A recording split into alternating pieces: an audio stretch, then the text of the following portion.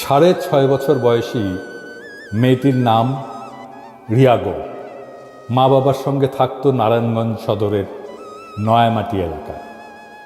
4তলা বাড়ির ওপরের তলায় থাকতো ওরা। আন্দোলনের রেশ নারায়ণগঞ্জেও ছড়িয়ে পড়েছিল। শুক্রবার বিকেলে নয়ামাটি এলাকায় চলছিল সংঘাত আর গোলাগুলি। সেই গুলিতেই প্রাণ গেল ছোট্ট রিয়ার। দীপক কুমার গোপ ও বিউটি ঘোষ দম্পতির একমাত্র সন্তান ছিল রিয়া। স্থানীয় একটি রড সিমেন্টের দোকানে ব্যবস্থাপকের কাজ করেন দীপক। বিয়ের 5 বছর পরে এ দম্পতির ঘর আলো করে আসে রিয়া। এবছরই ভর্তি হয়েছিল স্থানীয় একটি প্রাথমিক বিদ্যালয়ে। ঢাকা মেডিকেল কলেজ হাসপাতালের মর্গের সামনে অপেক্ষা করছিলেন দীপক কুমার। সঙ্গে ছিলেন আরও স্বজনেরা। কথা হয় রিয়ার এক স্বজনের সঙ্গে। তিনি বলেন, বাসার ছাদে খেলতে গিয়ে বাবার কোলেই গুলিবিদ্ধ হয় মেয়েটা। এর চেয়ে কষ্টের আর কি হতে পারে।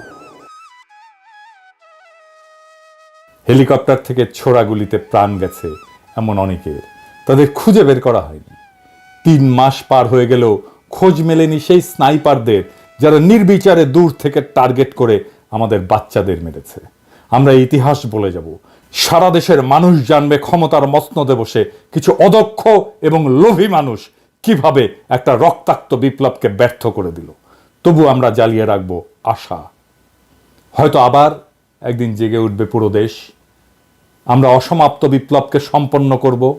দেশের মানুষকে সাথে নিয়ে রাষ্ট্রের মালিকানা তুলে দেব দরিদ্র নিম্নবিত্তের হাতে। আমি আমার এই স্বপ্ন কখনো লুকাই না। আমরা আমাদের জীবদ্দশায় দেখে যেতে চাই একজন গার্মেন্টস শ্রমিকের মেয়ে ডাক্তার, একজন রিক্সাওয়ালার ছেলে আর্মির জেনারেল, একজন কাজের বুয়ার মেয়ে বিচারপতি হতে পারছে। আমরা ভারতের সাথে চোখে চোখ রেখে বুক চিতায় কথা বলতে পারতেছি। জুলাই আগস্ট আমাদের স্বপ্নকে আকাশে উঠাইছে। আমি ওইখান থেকে নামবো না। বাংলাদেশের মানুষ অসম্ভবকে সম্ভব করা শিখে গেছে। তারা এত সহজে থামবে না।